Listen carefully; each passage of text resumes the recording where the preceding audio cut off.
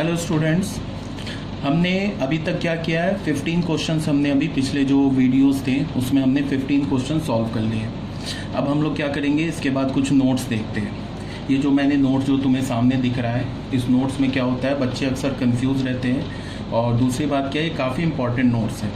ये जो नोट्स है ये एक्चुअली जो मैट्रिक्स का इक्वेशन है उसको मैनिपुलेट करने में या जो इक्वेशन से इम्पॉर्टेंट कंक्लूजन्स ड्रॉ करने में काफ़ी हेल्पफुल होगा। तो हमें क्या करना है, इसको ध्यान से सुनना है, ठीक है। तो नोट नंबर 1 देखते हैं। नोट नंबर 1 में क्या बोल रहा है कि if determinant of A B is equal to null matrix. दो मैट्रिक्स है, square matrix A and B, उनका डिटर्मिनेंट नल मैट्रिक्स है। अब पहला कंडीशन क्या दिया कि if determinant of A is not equal to 0 implies B is a null matrix. दूसरा क्या बोल रहा है, if determinant of B is not equal to 0 implies A is a null matrix. इसका क्या मतलब है, इसको तुम ऐसे समझो। ये क्या बोल रहा है कि हमारे पास दो मैट्रिक्स है जिसका प्रोडक्ट नल मैट्रिक्स है। उन दोनों मैट्रिक्स में से अगर एक मैट्रिक्स नॉन सिंगुलर हो गया तो उससे हमें क्या पता चलता है कि जो दूसरा मैट्रिक्स होगा वो एक नल मैट्रिक्स होगा। अगर ए नॉन सिंगुलर हो गया तो बी नल होगा, अगर बी नॉन सिंगुलर हो गया तो ए नल होगा। ये बोल रहा है इसमें, ठीक है। इसका प्रूफ देख लेते हैं। जैसे गिवन क्या है, A into B is a null matrix, और इसमें हमने क्या मान लिया कि determinant of A is not equal to 0। यहाँ से हमें क्या पता चला, A is a non singular matrix. अगर ए नॉन सिंगुलर मैट्रिक्स है तो उसका इन्वर्स एग्जिस्ट करेगा। मैंने कई बार बोल दिया है कि नॉन सिंगुलर मैट्रिक्स का इन्वर्स एग्जिस्ट करता है, ठीक है। तो A B is equal to null, ये तो गिवन है। इसमें हमने क्या किया, इस मैट्रिक्स के इक्वेशन में हमने ए इन्वर्स से प्री मल्टीप्लाई कर दिया। लिखा है ना, pre multiply by A inverse on both sides, तो प्री मल्टीप्लाई कर दिया इस इक्वेशन को। उसके बाद हमें पता है कि किसी भी मैट्रिक्स को तुम अगर नल मैट्रिक्स से मल्टीप्लाई करोगे तो वो तो एक नल मैट्रिक्स आ जाएगा। उसके बाद लेफ्ट हैंड साइड में क्या बना, हमने क्या किया, एसोसिएटिव लॉ यूज़ किया मैट्रिक्स का। एसोसिएटिव लॉ तुम लोगों को बता रखा है ना ऑलरेडी। एसोसिएटिव लॉ क्या होता है, एसोसिएटिव जो लॉ होता है वो ये होता है ना, ए इंटू बी इंटू सी, ये किसके इक्वल होता है, ए इंटू बी सी। ये होता है ना एसोसिएटिव लॉ। ये प्रॉपर्टी में हमने देखा था मैट्रिक्स के मल्टीप्लिकेशन वाले प्रॉपर्टी में, तो उसको मैंने यहाँ यूज़ कर लिया एसोसिएटिव लॉ को। ए इन्वर्स और ए को एक साथ कर लिया, इंटू बी अलग कर लिया। तो यहाँ से हमें क्या पता चल गया, A inverse A into B is a null matrix. फिर तुम किसी भी मैट्रिक्स को अगर अपने इन्वर्स से मल्टीप्लाई करोगे तो वो हमेशा आइडेंटिटी मैट्रिक्स के इक्वल होता है। ये मैं प्रूव करूँगा, बट टाइमिंग अभी तुम याद रखो। ए इन्वर्स इंटू ए लिखो या ए इंटू ए इन्वर्स लिखो, ये हमेशा एक आइडेंटिटी मैट्रिक्स ही होगा, ठीक है। तो यहाँ से हमें क्या पता चल गया, ए इन्वर्स ए को हमने आइडेंटिटी मैट्रिक्स बोल दिया, इंटू बी ये नल मैट्रिक्स हो गया। और फिर किसी भी मैट्रिक्स होगा तुम आइडेंटिटी मैट्रिक्स से मल्टीप्लाई करते हो तो वो नल मैट्रिक्स के ये सेम मैट्रिक्स आता है। तो आई इंटू बी क्या हो गया, बी, तो B is equal to null matrix. ये प्रूफ हो गया। सेम लॉजिक है, हमने यहाँ क्या माना है, determinant of A is not equal to 0। यहाँ हमने क्या मान लिया है, determinant of B is not equal to 0। Same logic है। तो अगर तुमने बी के डिटर्मिनेंट को 0 के इक्वल नहीं माना तो इसका क्या मतलब है, बी हमारा नॉन सिंगुलर है, और अगर बी नॉन सिंगुलर है तो फिर ए जो मैट्रिक्स है वो नल मैट्रिक्स है। यहाँ प्रूफ हो जाएगा, ठीक है। ये बात आपको क्लियर होनी चाहिए। अब आ जाओ सेकंड नोट में। सेकंड नोट क्या बोल रहा है, इसको जरा ध्यान से देखो।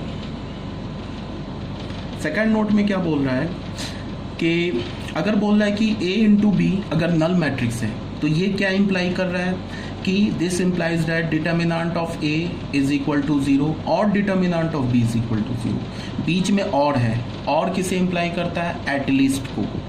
तो इसको अगर मैं लैंग्वेज में बोलूँ तो क्या बोलूँगा कि ए इंटू बी, ए इंटू बी अगर एक नल मैट्रिक्स है तो ये क्या इंप्लाई कर रहा है, this implies that at least one of matrix A and B is a non singular matrix.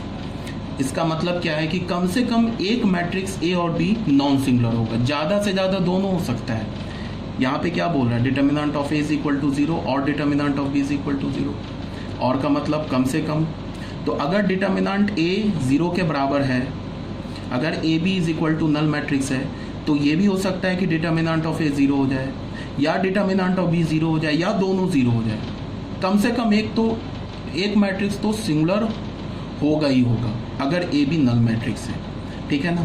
इसका प्रूफ बहुत सिंपल है, प्रूफ देख लो। प्रूफ में क्या बोला जा रहा है कि अगर ए बी हमारे पास नल मैट्रिक्स है तो ये दो मैट्रिक्स इक्वल है, तो मैंने क्या कर लिया, इसके डिटर्मिनेंट भी इक्वल होंगे। ए बी क्या हो जाएगा, डिटर्मिनेंट ऑफ नल मैट्रिक्स, तो वो तो जीरो हो जाएगा। मैट्रिक्स की प्रॉपर्टी हमने लगा दिया, A matrix into B matrix is equal to zero. तो यहाँ ये क्या हो गया, ये तो ऐसे हो गया ना, इसको अगर तुमने एक्स मान लिया, इसको तुमने वाई मान लिया, ये तो रियल नंबर है ना, determinant A and determinant B. तो अगर किसी भी दो रियल नंबर का प्रोडक्ट जीरो है तो वो क्या इंप्लाई करता है कि या तो पहला रियल नंबर जीरो हो और क्या हो, या तो दूसरा रियल नंबर जीरो। आ रही है बात समझ में?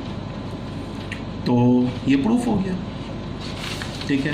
अच्छा, यहाँ पे एक छोटी सी बात क्या है कि तुमको क्या समझना है कि अगर मैंने ये बोला ना कि हमारे पास ए इंटू बी अगर एक नल मैट्रिक्स है, तो ये वाला जो इम्प्लाई है, जैसे मैं ऐसे बोलूँ ए इंटू बी अगर नल मैट्रिक्स है, तो ये इम्प्लाई कर रहा है कि at least one of A matrix और B matrix is a singular matrix. तो ये जो लेफ्ट हैंड साइड है ना, इसको अगर मैं लेफ्ट हैंड साइड बोलूँ तो इसको मैं राइट हैंड साइड बोलूँ, तो ये left hand side right hand side को इम्प्लाई कर रहा है, बट ये right hand side left hand side को इम्प्लाई नहीं कर रहा है। इस बात को तुम्हें समझना है। मतलब क्या है कि अगर मैं बोलूँ कि किसी मैट्रिक्स का डिटर्मिनेंट जीरो के इक्वल है, ए मैट्रिक्स है जिसका डिटर्मिनेंट जीरो के इक्वल है, बी मैट्रिक्स है उसका भी डिटर्मिनेंट जीरो के इक्वल है, तो ये हम इम्प्लाई नहीं कर लेंगे कि ए इंटू बी एक नल मैट्रिक्स होगा, ये गलत हो जाएगा। बात समझ रहे हो ना? जैसे इसको तुम ऐसे बोल लो कि अगर मैंने ऐसे बोला कि अगर मैंने बोला कि determinant of A is equal to zero and determinant of B is not equal to zero, तो यहाँ पे एक मैट्रिक्स का डिटर्मिनेंट जीरो हो गया, सिंगुलर हो गया, दूसरा नहीं हुआ, तो ये इम्प्लाई नहीं कर रहा है कि ए इंटू बी जीरो हो जाएगा, एक नल मैट्रिक्स हो जाएगा। ये बात समझ रहे हो? अगर मैंने बोला कि determinant of A is not equal to zero and determinant of B is equal to zero, तो ये भी इम्प्लाई नहीं कर रहा है कि ए इंटू बी एक नल मैट्रिक्स हो जाएगा। अगर मैंने बोला कि determinant of A is equal to zero and determinant of B is equal to zero, तो ये भी इम्प्लाई नहीं कर रहा है कि डिटर्मिनेंट ए बी हमारा एक नल मैट्रिक्स हो जाएगा। इस बात को ध्यान में रखना है, ठीक है ना? तो ये नोट हमारा हो गया, ठीक है। अब आ जाते हैं 42 में, पेज नंबर 42 देखो, ये बात यहाँ बोला गया है, क्या बोला गया है कि if A B is equal to null matrix then at least one of determinant A और determinant B must be zero. कम से कम एक, वही बात लिखी गई है, दोबारा लिखी गई है यहाँ से। अब इस नोट के बाद सेकंड नोट से एक हम छोटा सा कंक्लूजन और ड्रॉ कर सकते हैं। ये क्या ड्रॉ कर सकते हैं वो ऐसे तुम समझो, मैंने तुम्हें क्या बोला, मैंने बोला कि अगर दो मैट्रिक्स का प्रोडक्ट एक नल मैट्रिक्स है तो कम से कम एक मैट्रिक्स सिंगुलर मैट्रिक्स है। ये बोला ना मैंने, ये हमेशा ट्रू है।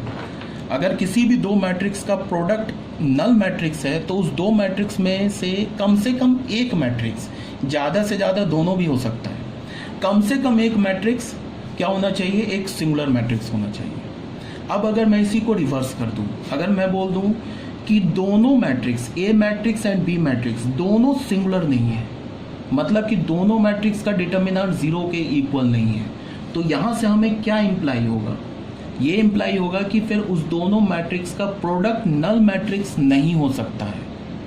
एक बार और, अभी मैंने क्या बोला कि अगर दो मैट्रिक्स का प्रोडक्ट नल मैट्रिक्स है, तो यहाँ से हमें क्या पता चला कि उन दोनों मैट्रिक्स में से कम एक मैट्रिक्स सिंगुलर मैट्रिक्स है। ये बात पता चल गया, ज़्यादा से ज़्यादा दोनों सिंगुलर हो सकता है। अब इसी से हमें क्या, मैं दूसरा कंक्लूजन ड्रॉ कर रहा हूँ, मैं इसको ऐसे बोल रहा हूँ कि अगर ए मैट्रिक्स और बी मैट्रिक्स दोनों नॉन सिंगुलर है तो फिर उन दोनों मैट्रिक्स का प्रोडक्ट कभी भी नल मैट्रिक्स नहीं हो सकता है। आ रही है बात समझ में? ठीक है ना? क्यों नहीं हो सकता है? क्योंकि मैंने बोला कि अगर दो मैट्रिक्स का प्रोडक्ट अगर नल मैट्रिक्स है तो कम से कम एक मैट्रिक्स को सिंगुलर होना ही होगा, अगर कम से कम एक मैट्रिक्स सिंगुलर होगा। अब मैं बोल रहा हूँ कि ए और बी दोनों सिंगुलर नहीं है तो फिर उसका प्रोडक्ट जो होगा वो नल नहीं हो सकता है। ठीक है, समझ में आ गई होगी बात। उसके बाद अब आ जाओ नोट नंबर 3 में।